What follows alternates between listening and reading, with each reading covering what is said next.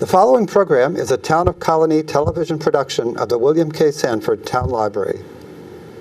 It goes all my life's a circle, sunrise and sundown. The moon rolls through the nighttime till the daybreak comes around.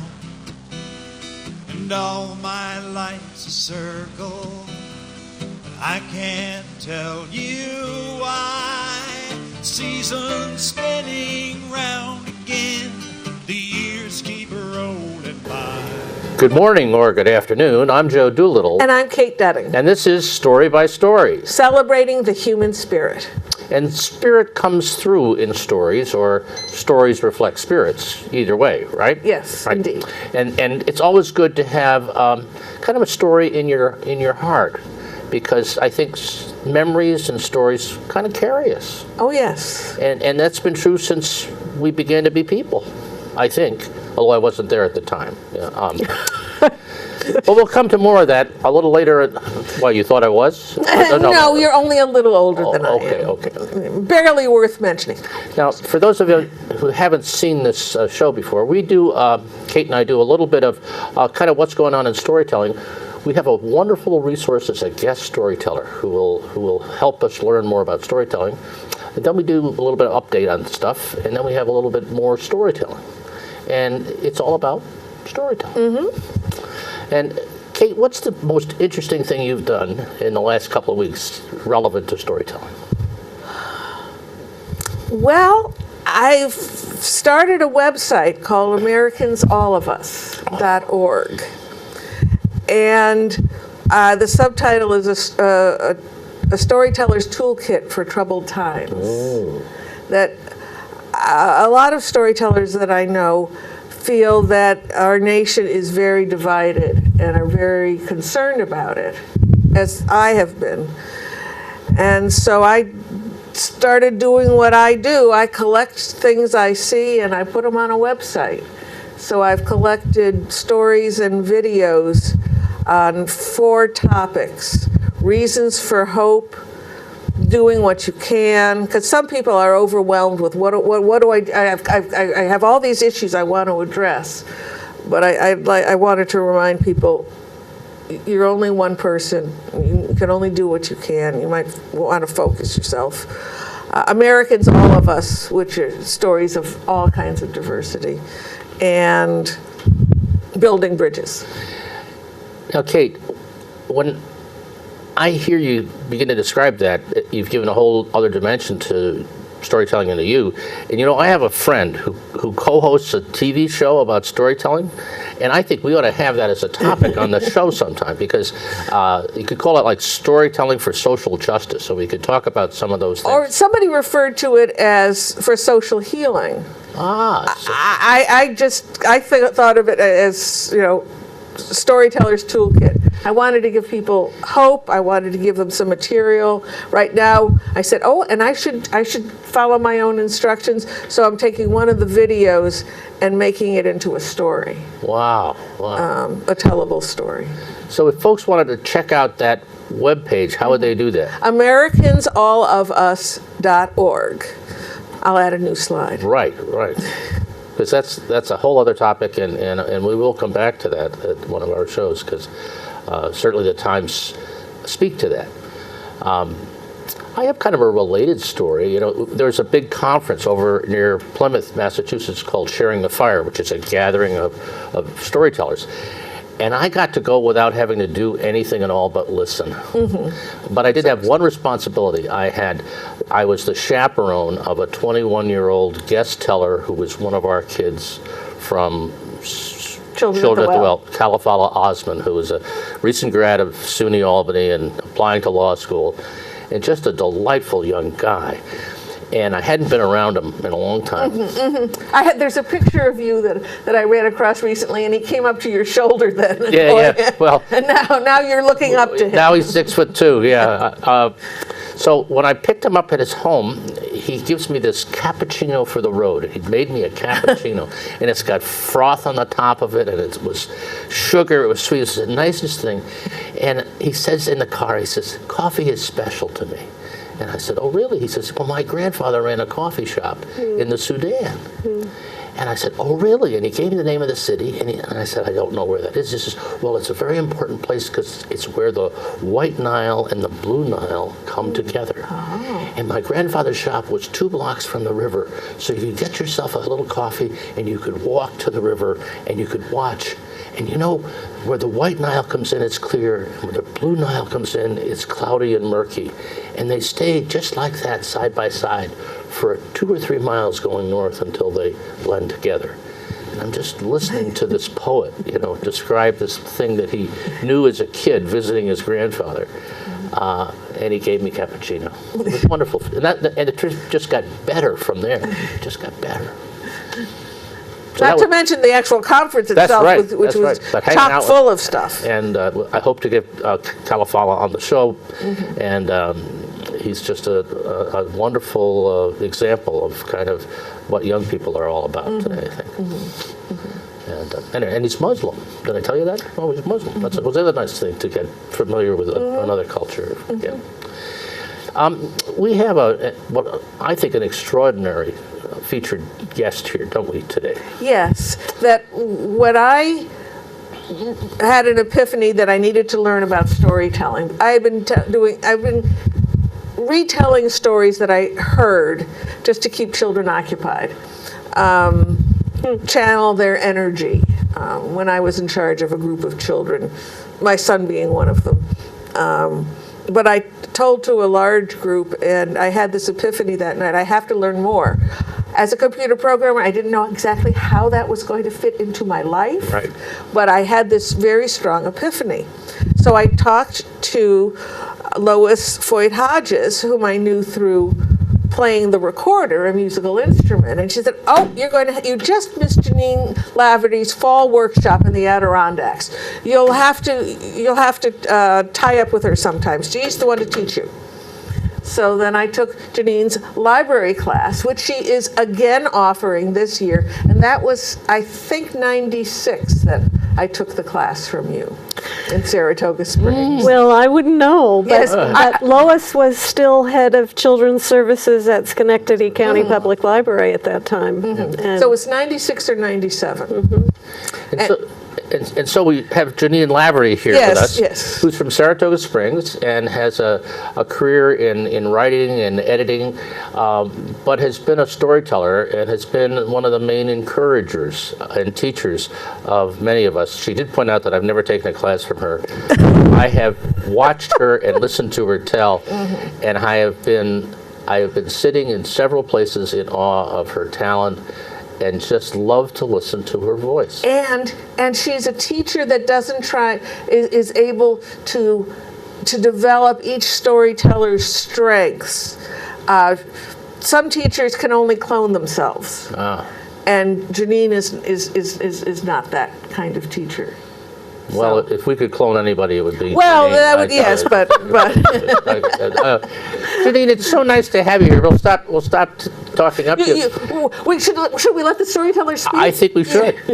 Now, and you can start anywhere you want. But how did you start in storytelling? Yes. Okay. Well, I started from teaching English as a second language. That was what I set out to do. And so I had a master's degree from NYU in teaching English as a second language, which is different from teaching English as a foreign language. If you're doing English as a foreign language, you go into the country, another country, and teach English, but English as a second language is for people who speak another language, but they want to add English because they're living here. So I was teaching in New York City, and I had children who had come from all over the world. And I started out by telling them stories about American customs, but putting them in the stories because the stories were not necessarily about them yet. So I would tell them about Halloween, for example, and put them in the stories. And then I began to really think. I grew up in Iowa, where everybody that I knew looked pretty much like me, but in New York City, that's where everybody comes. So I began to tell stories from the cultures of the children that I was teaching. Great. And was there a second step from the classroom to kind of telling stories to either adults or other people that weren't students? When did that kind of transition of telling stories to other people? Because Jeanine is a fine storyteller in her own right as well as a teacher. Right. Well, do you mean to adults as opposed to children? Or Yeah, that would be one way of going at it. when did I stop teaching ASL and start doing storytelling more? Is that what you mean? Well, one of the things that happened to me is I realized that I was a storyteller in a performance way rather than as an anecdotal reference during my teachers or lectures or sales calls, and applying the method to a performance, say. Well, performance is a tricky word. It is. It is. Another one of those tricky words. But my focus really for a long time stayed in schools and helping to, and it's what I love to do the most, helping to bring curriculum alive to augment what teachers are doing. So I started working in schools, and say an example, if people are studying deserts, I would find stories from people in very different countries that all have desert and tell those stories to help children understand how people who live in deserts have to live, or people who live in the rainforest live, or people who come from those cultures, the experiences that they had. So, Because I think the first time I ever saw you tell was at Cafe Lena with the Sweetland Storytellers. That was just, the Sweetland Storytellers was Jeanine and 3 other storytelling friends of mine now. And it was magical the way you guys just developed the rapport with the audience and the storyline and the great humor. So that was my first, I think, when I was thinking back, the first time I ever really heard you tell a story was... Really? With Yeah. Sweetland? Well, Sweetland was later down the road, and that happened, I'd been teaching workshops at Sagamore for a long time, both weekend workshops and week-long workshops. And the year that Studs Terkel's collection of oral histories from World War II came out, I decided that those stories were so important that I would volunteer to tell stories in high schools and use my elementary school storytelling to subsidize that work.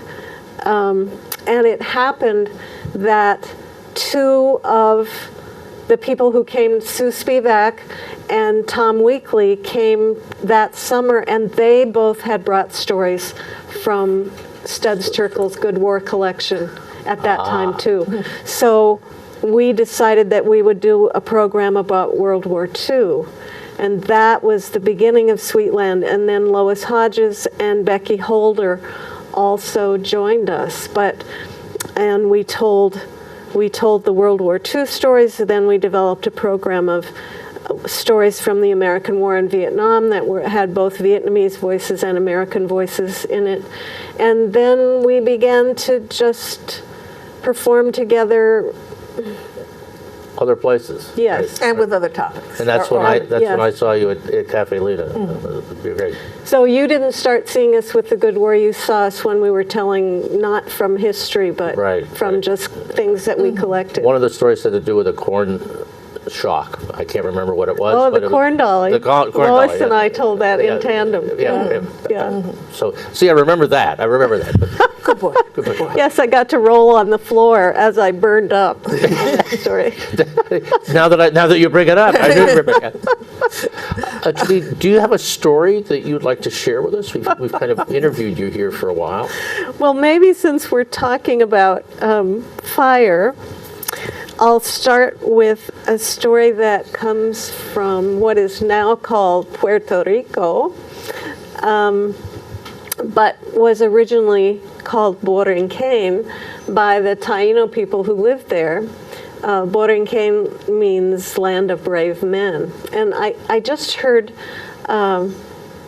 Sonia Sotomayor, our Justice. Supreme Court Justice, when she was at Albany last week.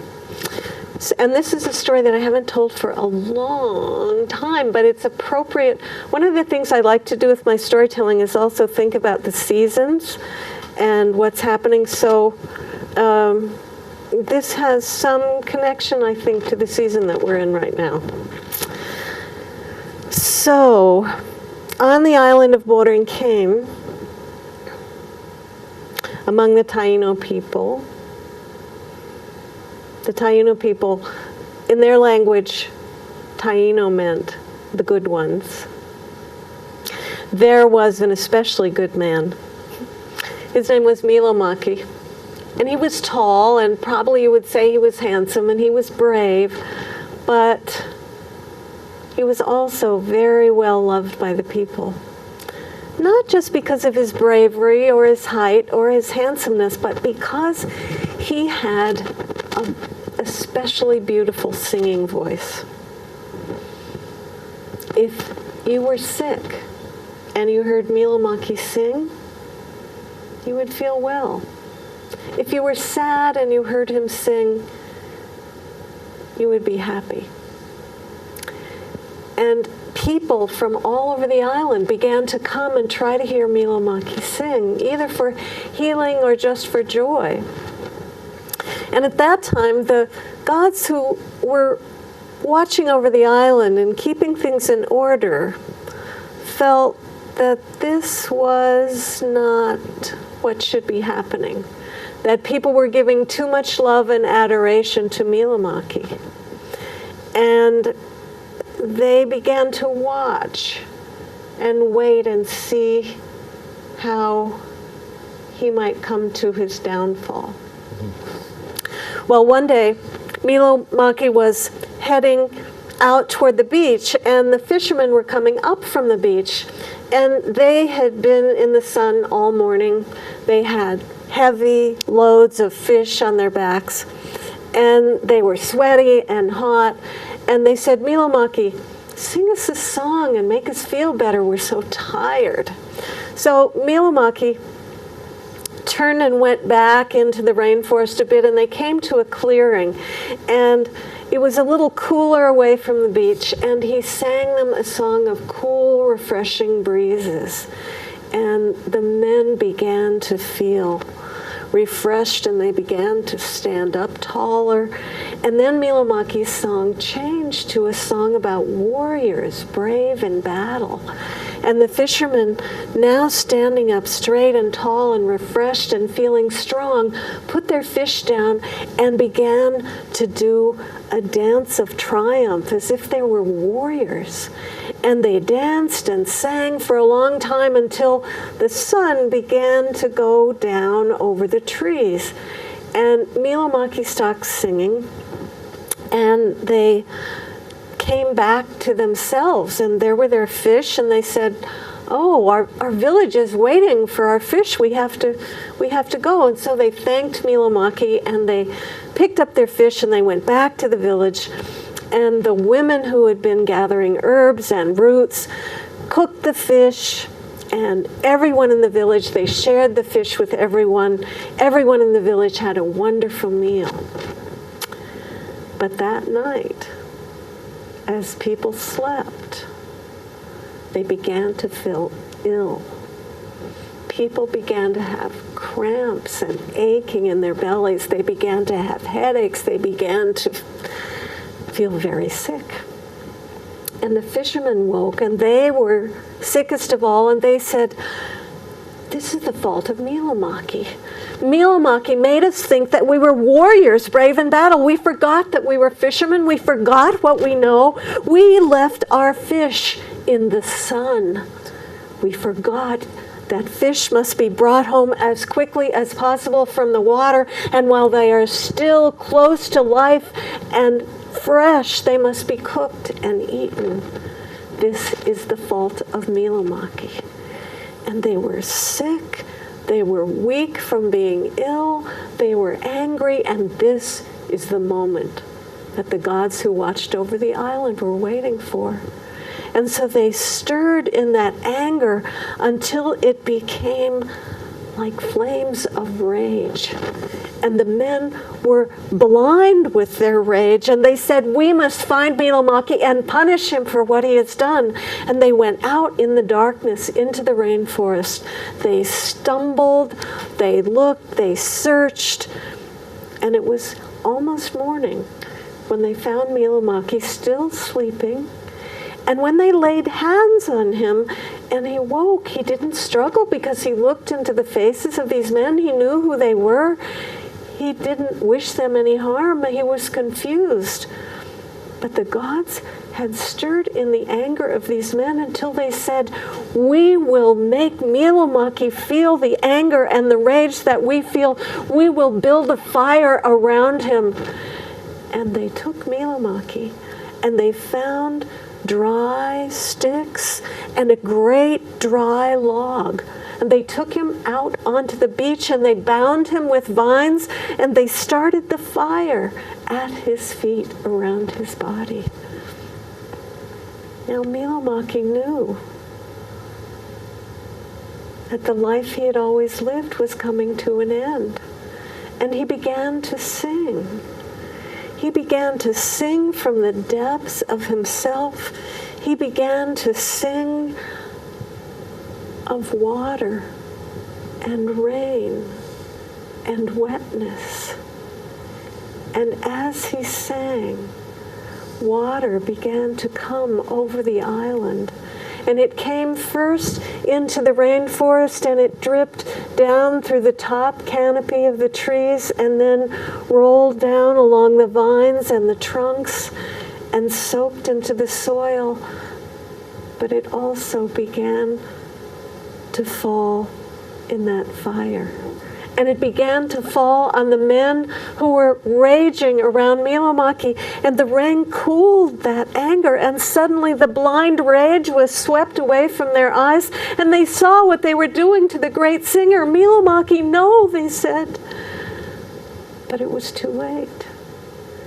The great singer was swept up in the flames. Steam rose from the water. And the Taino people say that the first of the greatest of the palm trees rose up in that spot where Miłomaki, the great singer, had come to the end of his life here on earth. And that the royal palm, taller than all the other palms, came from the spirit of the great singer. And whenever the people stood under the royal palm, they could hear those breezes blowing through the palm tree, and they could hear and remember the voice of Miłomaki. And so now, when we stand under the palms, we can listen to the sound that comes through the palm fronds. And if we are sick, we will feel well. And if we are sad, we can feel happy. And remember the great singer who gave his life and started the royal palms. Oh, thank you, thank you, thank you. So that's from a collection of stories called Long Ago in Puerto Rico, and those stories were collected by Pura Belpré, who grew up on the island. Wow, that's a great story, just a great story. And it echoes down. That's a traditional story that's come out of the tradition of the island of the Tejano people, and it relates to today in terms of the palm trees you see on the beaches, and it connects that present way back to this beginning, that people today have little understanding of, right? And so that's one of the reasons you bring a story like that out. Yes, but I think it also, I mean, one of the reasons I told it today was not only because our Supreme Court Justice reminded me of her Puerto Rican background, but also because it's Easter That's true. as we do this taping. And this is a great hero who lost his life, who gave his life for something greater and more permanent. And however these ancient stories connect, in many cultures, there are these stories that tell us about why we came to be, why we're here, why we have the landmarks we have, why we have the parts of our land that we have, and how heroes give up their lives so that others can live. I mean, these stories come out of humans everywhere. That's really rough. Thank you for the little connection to Easter. I hadn't thought about that. Now that you've brought it up. Jeanine listens to stories with such a background in. She hears things that I didn't think I had put in, but getting her feedback is oh, right, yes, that connects to that. That's why I think that as storytellers, it's really crucial that we school ourselves in traditional stories so that we know where we've come from, and so that we can understand that the stories that we hear from other people have echoes in our stories. When I was listening to Kay Olin and Tom Porter tell Haudenosaunee stories, and when Tom was telling us that they believe they came from another planet, I was thinking about, oh my gosh, the Cherokee story of the Milky Way, which is a story about the great dog coming down. And I thought, oh, I want to learn more Milky Way stories. I want to, so. Well, the three of us were at that same Well, it was a story performance. Sunday. It was a story Sunday.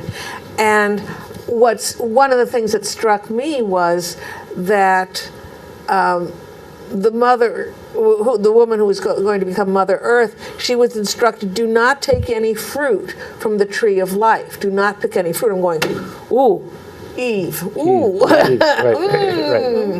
And I thought of a Hans Christian Andersen story that I tell, where the young student is reading a book of poetry, and the goblin who looks through the keyhole, what he sees is this great tree with all kinds of fruit and faces of young men and young women. And so, of course, Andersen wrote his own stories, but he took from the tradition of other stories. So I thought, oh my goodness, there's that tree with mixed fruit again.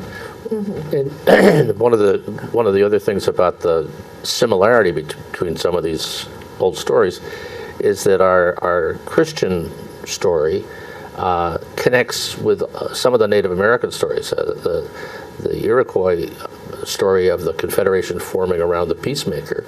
The Peacemaker was a larger-than-life character who came and brought love and goodness and connection to the Five Nations.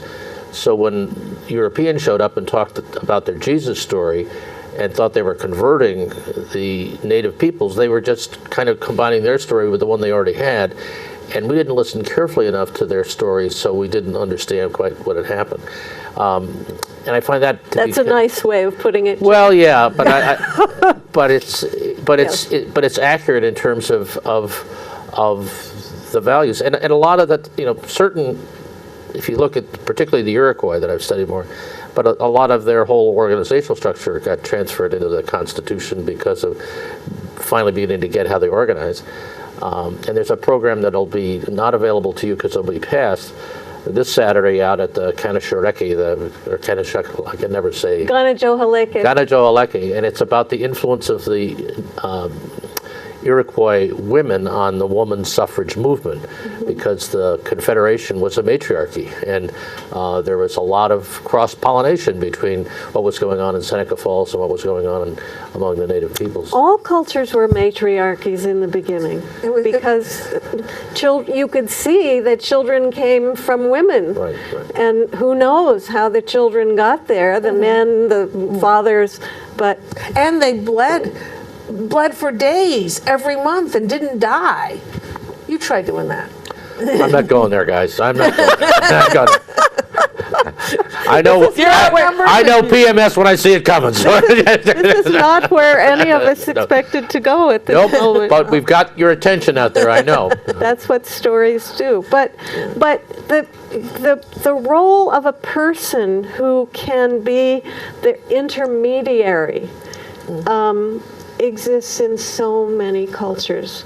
A person who is less than a god but more than a human, and who is the intermediary between the ruling forces, whether we believe them to be the forces of the natural world and the humans and all the creatures, all the life that's on Earth. I mean, I thought about telling you an Australian creation story today. The people are the last things to be created, you know.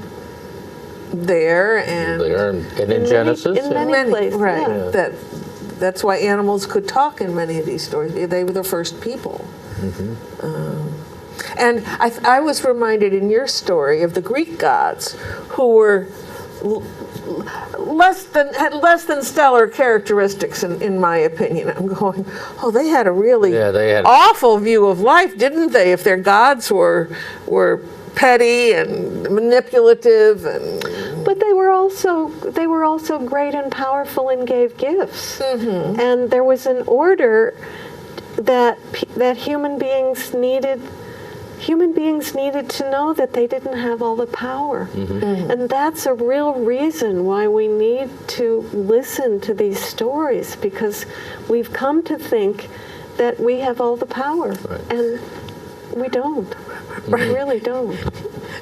At one point I was thinking, oh, well, we've conquered fire. And I'm going, now, wait a second. Why are there firehouses everywhere if we've conquered fire? Bong. Let's not go there. Yeah. Or water? No. Anyways, we're about halfway through the show. We probably ought to just take a little break and talk about some of the opportunities to listen and to take advantage of storytelling that are coming up. And Kate, you're going to do that, right? Yes. And they're done chronologically. So starting on May 2nd, First Tuesday, Tales and Stuff, a series that Joe runs at Arthur's Market in the Stockade section of Schenectady. Hopefully the guest will be Kalafala Osman. My traveling cappuccino friend, yes. Yes. A former member of Children at the Well. Then, on Sunday, May 7th, rescheduled from February Snow Day, the last Story Sunday of the season, the 124th Story Sunday, by the way, Voice of the Mountains, Jean Robert Foster, and Adirondack Legacy with Dan Bergeron and Eileen Egan Mack. And that's just a wonderful program with the story of this great lady from the Adirondacks who, if you don't know it, you'll have to come and hear it, coupled with some of Dan's wonderful folk music from the Adirondacks. So it's going to be a very wonderful program. Yeah. We do want to mention that unfortunately it is, since it was rescheduled and we needed to, once the weather becomes good, story listeners are going out about their business elsewhere, we try to schedule it as early in the year as possible. The only room available at the Glenn Sanders Mansion is a handicapped accessible room. There are 19 steps you need to navigate. So we want to make sure people know that if they have problems with stairs, that this is unfortunately not a program that they'll be able to attend. And we don't want anyone showing up and finding out at the last moment. But we only go there in the last resort. Right. And probably only 2 of those 124 have been there. Then, Wednesday at the Saratoga Storytelling Open Mic, and Jeanine is one of the organizers of that. On Wednesday, May 10th, the featured teller at Cafe Lena is our friend Christy Keegan. Well worth the trip to Saratoga from wherever you are. And then the rest of the time, she gets about 20, 30 minutes, and then the rest of the time is for other tellers to share. Then, yes, I have them chronologically. 2 days later, May 12th in Albany, Shawnee Evenings, a series that Joe organizes at the Irish American Heritage Museum, will have as featured tellers Barbara McCarthy, and the featured musician is Frank Orsini. Right, and they're a wonderful couple. They aren't a couple, but they perform together. I could listen to Barbara McCarthy talk just because I like to hear her brogue, and it's just a great program. Then the Interfaith Story Circle program, which is a program of the organization withourvoice.org, formerly known as the Interfaith Story Circle of the Tri-City Area, Inc. Their program is on Monday, May 15th, Healing the Earth, with guest teller Stephanie Fox, from 7 to 9 at the Unity Church in Albany. And then the next night, right here in the Colonie Town Library, will be the next Story Circle meeting, 6 to 8. That time has changed to fit in with the library's new opening hours and closing hours. Please come to share stories under development. Only telling, not reading, please. Listeners are definitely welcome. And if you're thinking about learning a bit more about storytelling as an art or as method, this is a great opportunity to kind of plug in and listen, or perhaps tell. We encourage newbies to get into the circle and to share a story. So please feel welcome at one of our Story Circle meetings. Yes. Then that Friday on May 19th, Janet Carter organizes a series at the Inquiring Minds bookstore in Saugerties. And she has a guest teller every month.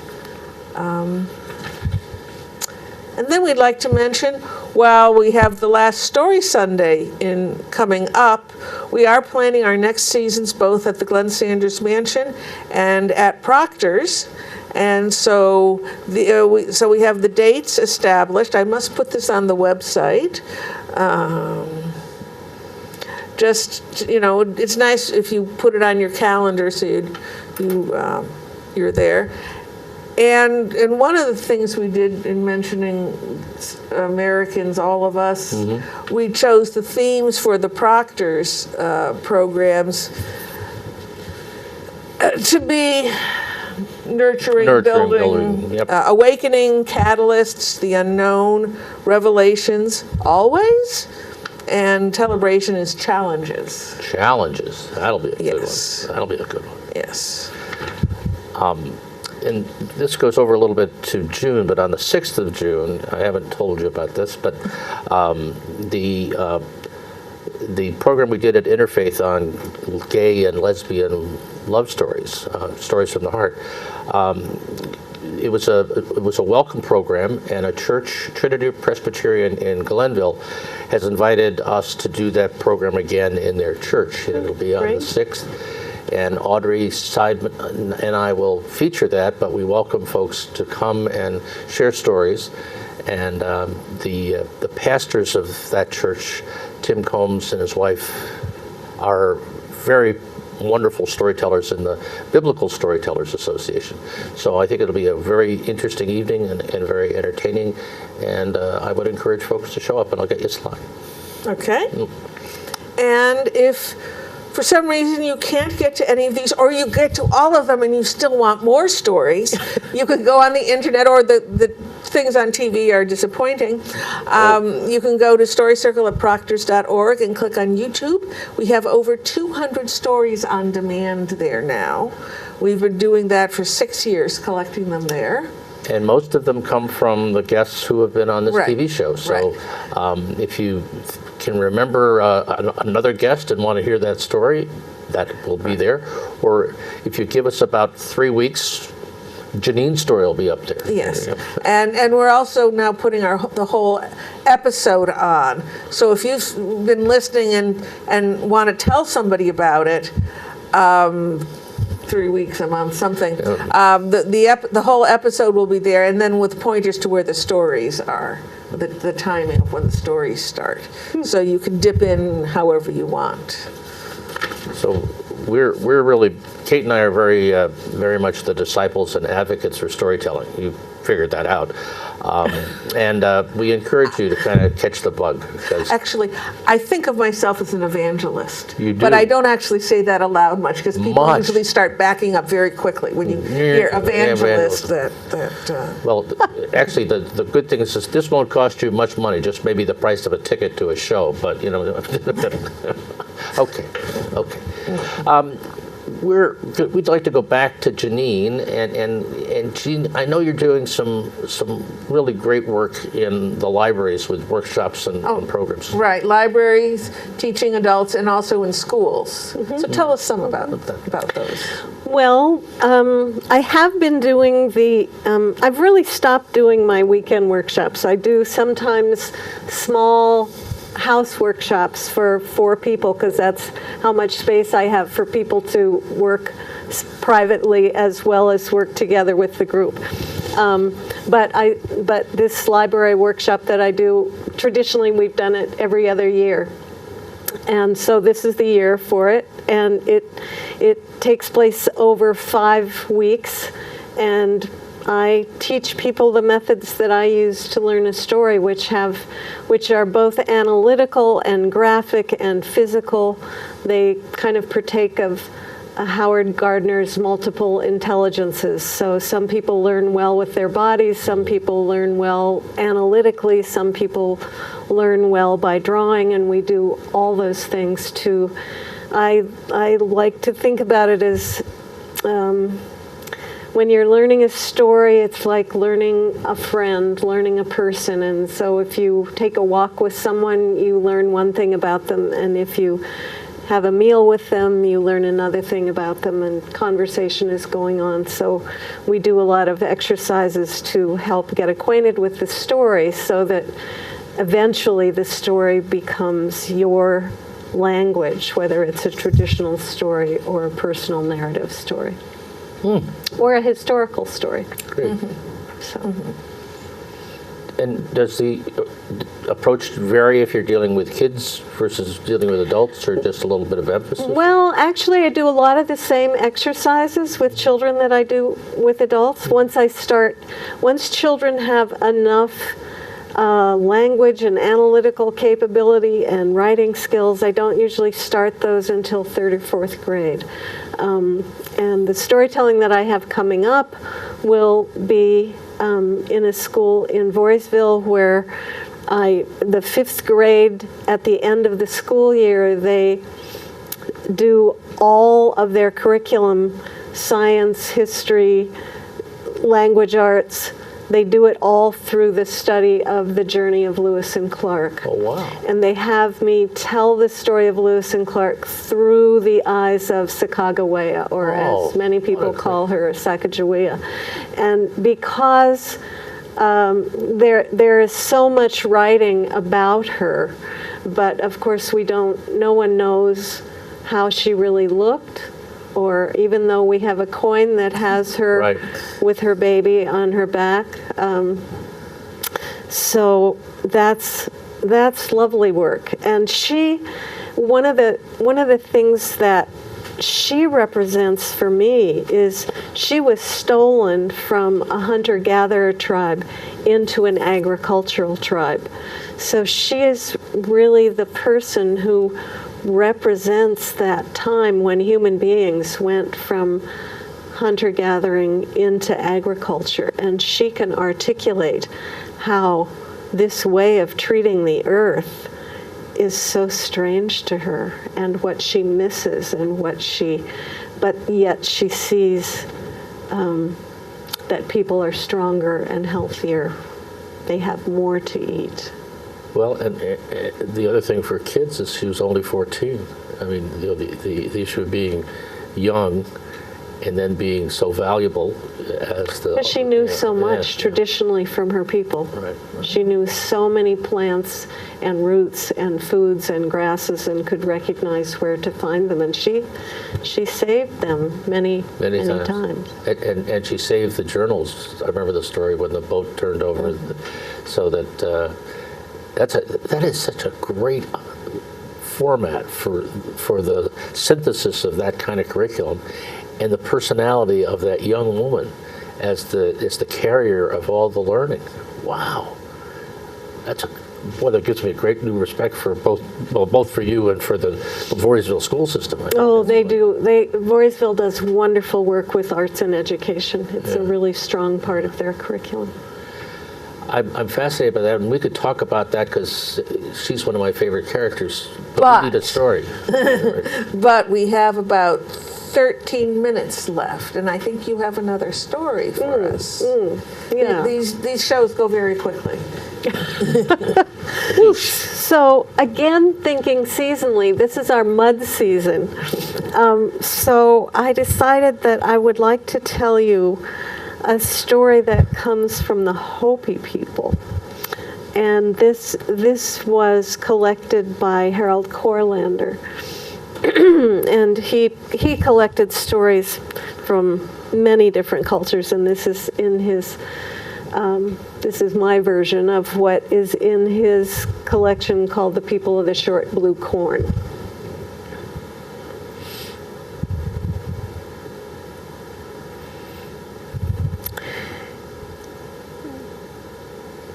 The people had come up from under the underworld. It was still the time of ancient things. But they had divided into clans and decided to make villages. And it was at this time that Gokeng Sowuti, Spider Grandmother, left the people. And she took with her just her 2 boy grandchildren, Palangahoya and Pakonghoya.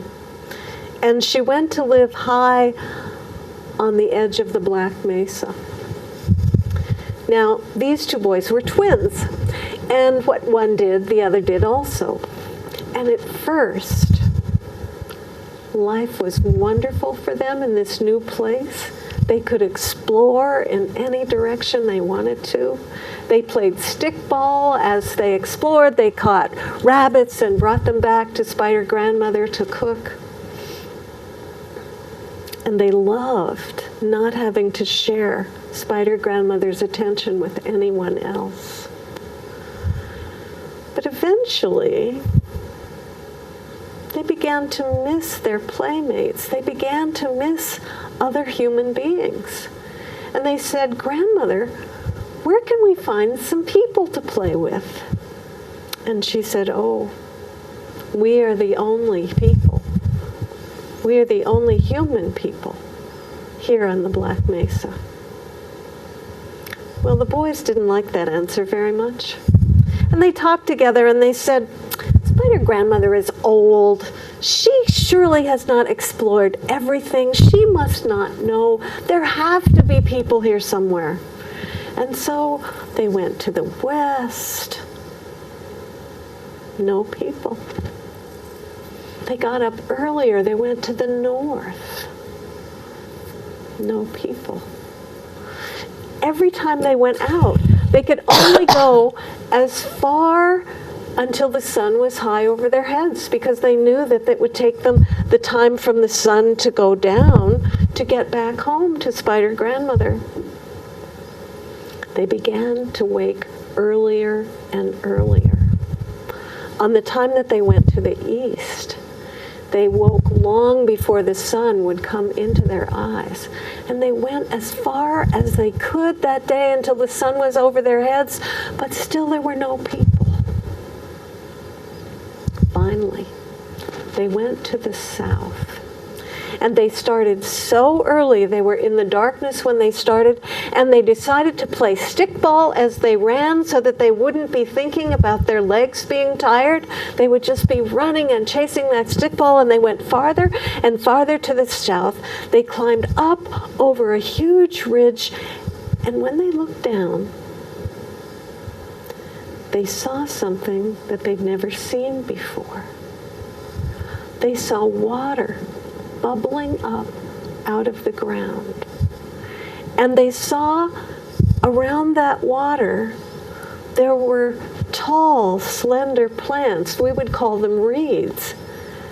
They had never seen these plants in the dry place that they had lived before or any place else on the Black Mesa. They went down toward that place, and as they got closer to where the water was bubbling up out of the ground, they noticed that their feet were sinking into the earth. It was soft. They took off their moccasins, and the closer they got to that water, the more their feet sank into the earth, and for the first time, they saw their footprints in that soft, muddy soil. And before they knew it, without talking, without planning, they were sitting down in that mud, and they were taking that mud into their hands, and they were making people, little men and women and boys and girls. And then they had so many people made out of mud that they began to make a village that looked like the village they remembered, where they had lived before they came to the Black Mesa with Spider Grandmother. They made places, and they built houses that were square and flat. They made a kiva for the men to go down under the ground. They made women grinding corn and boys and girls wrestling to be strong. They made men weaving cloth. But then they noticed that the sun was much more than over their heads. It was beginning to go down. And by the time they got back to Spider Grandmother, it was dark. And Spider Grandmother was a darker darkness against the night, standing outlined. And she said, "Where have you been? I have been waiting for you so long." And they said, "Oh, Grandmother, you know we've been looking for people. And we've gone all the directions, but today we went to the south." "And did you find people?" she said. "No, Grandmother, we didn't find any people, but we came to this place where the water bubbled up out of the earth, and Grandmother, the earth there stuck together. We started making people, and we made a village just like the one we remembered that we came from. And Grandmother, we weren't lonely all day long today, and tomorrow we're going back there." "No," she said, "not tomorrow. Wait 4 days. Wait for your village to dry. Wait 4 days, and then you may go back to your village." Well, you know how sometimes 4 days pass and we don't even notice. But when you're waiting for 4 days, for something like your birthday or something you really want a trip you want to leave on, which is the case with the boys, the time seemed so long and heavy, and they began to quarrel with each other. But finally, on the 4th morning, they rose in the darkness. They came to the place where they had climbed up, and as they were climbing up, Palangahoya said, "I hear something." And Pakangahoya said, I do too. It sounds like people's voices." And when they got to the top and looked down, they saw that that little mud village they had made was now a great regular size village. And Pakangahoya said, look at that woman grinding corn. I remember shaping her. Look at that man on the roof. He's the watchman. I put him there. And they looked at each other and they said, this must be what Spider Grandmother meant by drying. And they ran down toward that village. And the man who was on the roof saw them coming. And he called out, Kiava Kovi, which means someone is coming in the Hopi language.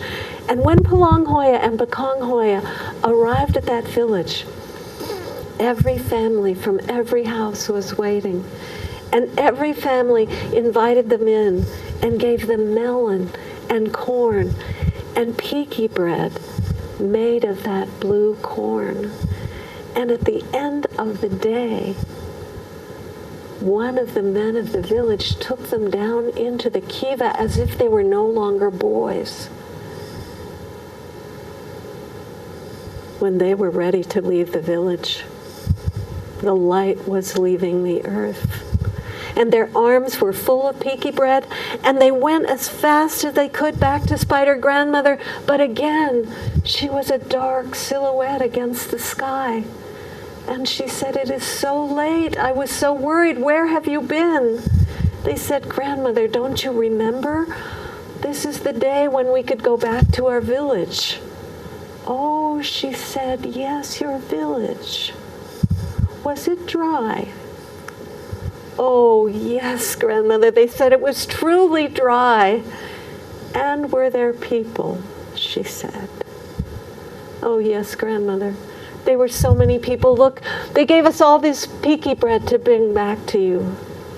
And Spider Grandmother said, yes, because you created these people out of mud and loneliness, they will be as if they are your children. That is how we are all created. And you must treat them well forever. And so it is said that the village of Lameva, where that spring is, and the people of the Reed clan were created out of mud and loneliness by Palanghoya and Pakonghoya and brought to life by Spider Grandmother. Oh. Oh. So we should all be spending more time playing in the mud. But I don't have a Spider Grandmother, I don't think. You know, that it's just a wonderful story to listen to, whether you're a big person or a little person. And you do it so vividly. That was particularly the part about them squishing in the mud. I thought, but it just it's a powerful thing. Well, imagine seeing your footprints for the first time. I mean, this is a story about consciousness, right, about coming to consciousness. It's an ancient story about what we all do. We begin to see the place where we are. You know, Wendell Berry tells us we need to stay in the place where we are and learn what that place has to teach us. Yeah, that's true. And that is a wonderful note to end on because we have run out of time. Thank you very much, Jeanine, for joining us today. Thank you, Jeanine. And thank you for inviting Kate. me. And this was just a very memorable hour. Thank you so much. And for me too. Thank you. Good. And we hope you come back and join us or visit us on the internet. Thank you very much. Good cheer. It goes all my life's a circle, sunrise and sundown. The moon rolls through the nighttime till the daybreak comes around. And all my life's a circle, I can't tell you why. Seasons spinning round again,